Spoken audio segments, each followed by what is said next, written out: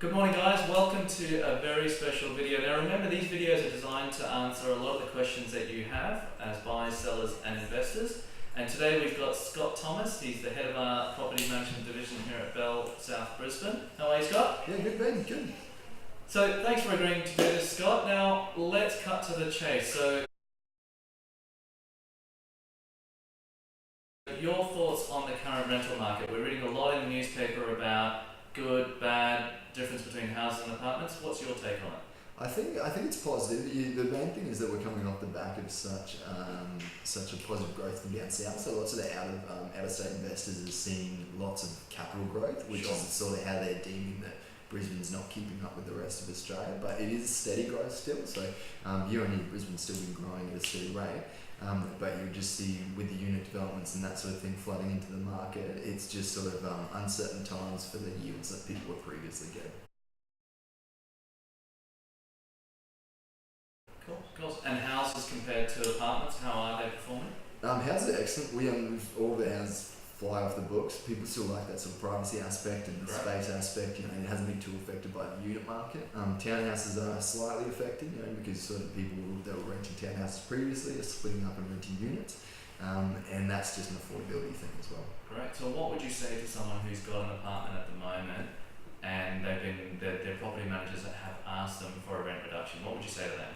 I think just maybe do some research yourself as well. Jump online, have a look at what you're competing against. There's lots of suburbs within Brisbane, so you're looking at like the Newstead pocket, this South Brisbane West End pocket, also over into like the Milton pocket as well. That's in heavy development. So if you're in one of those areas, also Portside at Hamilton as well. If you're in one of those areas, then make sure you're having a look online yourself and looking at what you're competing against. Because some of those areas, it's like 150 plus units that you have to compete against. And the future rental market, where do you see it going from here? That's definitely positive. I mean, Brisbane's yields are still very high compared to the other capital cities, so you're seeing a good return on your money. So I think investors, because the prices have increased so rapidly down south, you see the money coming up to Brisbane, just because they can get that return. But I think it will pull back a little bit because of the amount of stock that's still to rent. So. And it's such an important fact. I mean, prices here are around 60% of the prices compared to Sydney and Melbourne, and you are getting almost double the rental return. So it is very interesting to see how many people are investing from interstate.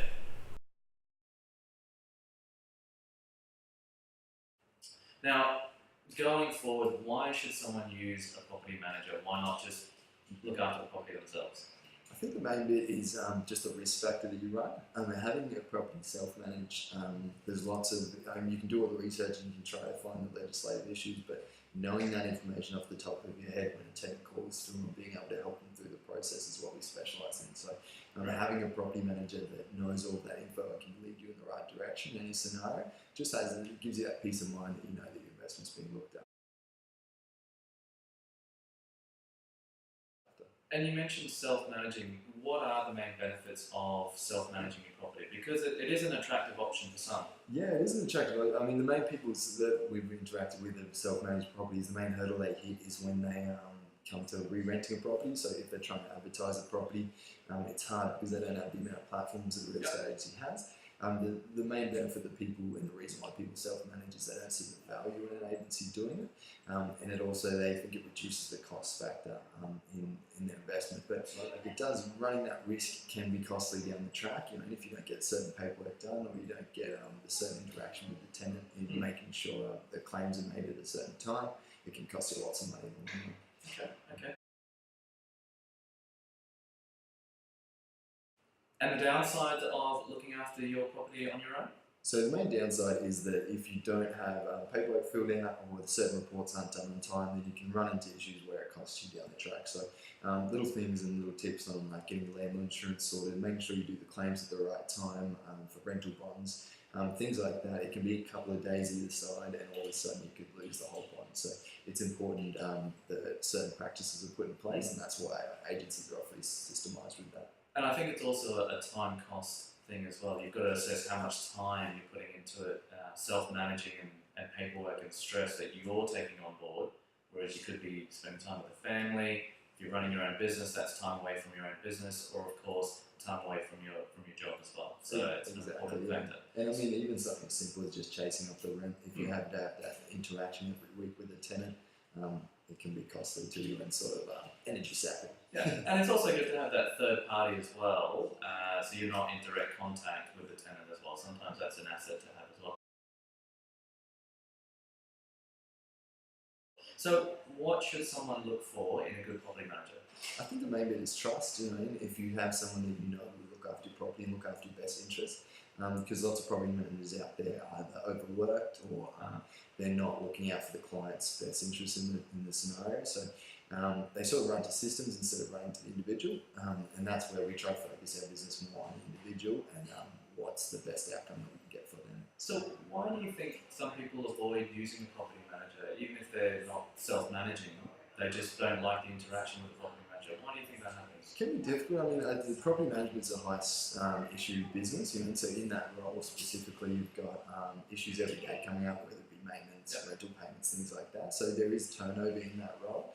So people that have interacted with bad experience in the past, or maybe a property manager that doesn't know the history of their property, can get frustrated with it. Sure. But when you come into a business where each member of the business is in here for the long term and you have that solid relationship, people generally notice the difference. Okay. Great. And comparisons between a local property manager and an out of area property manager, is there a benefit? Is there a downside? Yeah, so benefits are that you've got, if they've got more stock in the area is the main thing. So they could be out of area but have the majority of stock in a suburb, which just means they have the majority of the tenants in the suburb on their books. Sure. So they can shift tenants between properties if they're not interested in one, take them to another property. But you just got to keep in mind that if they're doing that, the tenants that have inquired specifically on your property might be being referred on to other properties as well. So there's pros and cons to both, but I think just whoever's looking after your best interests and showing you the statistics of the advertisement, there's the ones to choose. Great. And lastly, we'll finish up with a very important question, probably the most important question. How do I differentiate, as an investor, the costs of different property managers? I think the main bit is what service they're providing and what they're going to outlay to you as a client. Every property management business has similar expenses and outcomes, you know, so it costs a certain amount to actually run the management, Sure. and then look after it with care. And so you've got to think about which avenues they're cutting costs on. Like I know of certain properties that we've taken over in the past where the previous agent might have been a low-cost agency, but they're skipping things. So they'll give something as simple as an entry condition report. They might just give to the tenant to fill out instead of doing a report themselves. Now that might seem like something small, but when it comes to the vacate time and it's damage to the property or anything like that, it makes it very hard for the owner to get those costs back. So it's a worrying scenario.